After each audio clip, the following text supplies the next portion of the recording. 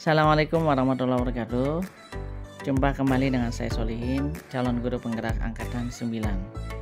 Pada video kali ini saya akan menyampaikan koneksi antara materi modul 1.1 dan modul 1.2. Model refleksi yang saya gunakan 4P, peristiwa, perasaan, pembelajaran, dan penerapan ke depan. Dimulai dari refleksi 1, peristiwa. Pada bagian ini saya akan menyampaikan hal yang paling penting dan mencerahkan bagi saya, momen paling menantang bagi saya, dan kaitan antara modul 1.1 dan modul 1.2 yang saya pahami. Momen yang paling penting dan mencerahkan bagi saya yaitu saat mempelajari modul 1.1 tentang filosofi pendidikan menurut KHD sebagai acuan pendidik, dan modul 1.2 tentang nilai dan peran guru penggerak.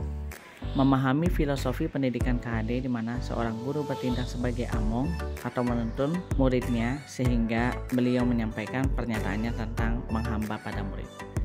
Menganalisis masing-masing nilai dan peran guru penggerak yang berkaitan langsung dengan filosofi KHD. Momen yang paling menantang bagi saya yaitu melakukan aksi nyata penerapan langsung setelah selesai mempelajari filosofi pendidikan menurut KHD. Mandiri dalam mengerjakan tugas dengan batas waktu yang telah ditentukan, dan berkolaborasi dan diskusi aktif dengan teman, rekan sesama CGP. Momen yang paling menantang bagi saya dalam modul tentang filosofi pemikiran KHD, ada pernyataan menghamba pada murid di mana pendidik diharapkan mampu berorientasi atau berpihak pada murid untuk memaksimalkan tumbuh kembangnya sesuai minat bakatnya serta kodrat alam dan kodrat zaman yang ada pada masing-masing anak. Pada modul 1.2, saya diajarkan untuk menjadi pemimpin pembelajaran dan mewujudkan kepemimpinan murid. Refleksi 2, perasaan. Hal yang saya rasakan setelah ada pada momen ini bagaikan seorang yang berada di tengah padang pasir yang terus berjalan dengan harapan bertemu dengan oase. Oase inilah diibaratkan seperti ilmu dan pengalaman yang berharga yang saya dapatkan selama mengikuti pendidikan ini. Saya merasa bersyukur dan bahagia setelah 2 kali kesempatan sebelumnya tidak berhasil dan saat ini ada di tahap ini. Sebagai seorang pendidik yang masih minim pengalaman, saya harus mampu membuka diri untuk membenahi diri dengan ilmu dan pengalaman.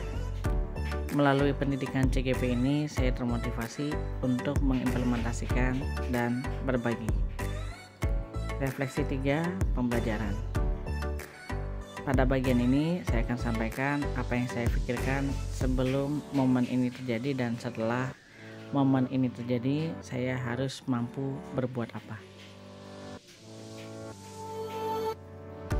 Sebelum momen ini terjadi, saya berpikir bahwa saya adalah seorang guru biasa yang memiliki orientasi bahwa pembelajaran yang baik adalah murid yang duduk, diam, mendengarkan, dan guru sebagai pusat pembelajaran. Saya adalah seorang guru yang selalu mengedepankan penilaian ranah kognitif karena adanya materi pembelajaran yang harus dicapai sesuai KKM yang telah ditetapkan. Saya jarang merefleksikan apa yang saya lakukan dan saya jarang berkolaborasi dengan teman sejawat di sekolah. Sekarang saya berpikir bahwa saya harus mampu menjadi pemimpin pembelajaran yang berpihak pada murid dengan selalu menciptakan inovasi agar pembelajaran di kelas menjadi lebih menyenangkan dan bermakna.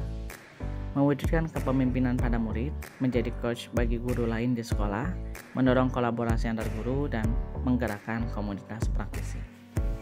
Penerapan ke depan yang akan saya lakukan setelah melalui guru penggerak ini, saya akan melakukan aksi nyata dengan memahami sungguh-sungguh materi yang ada pada pendidikan.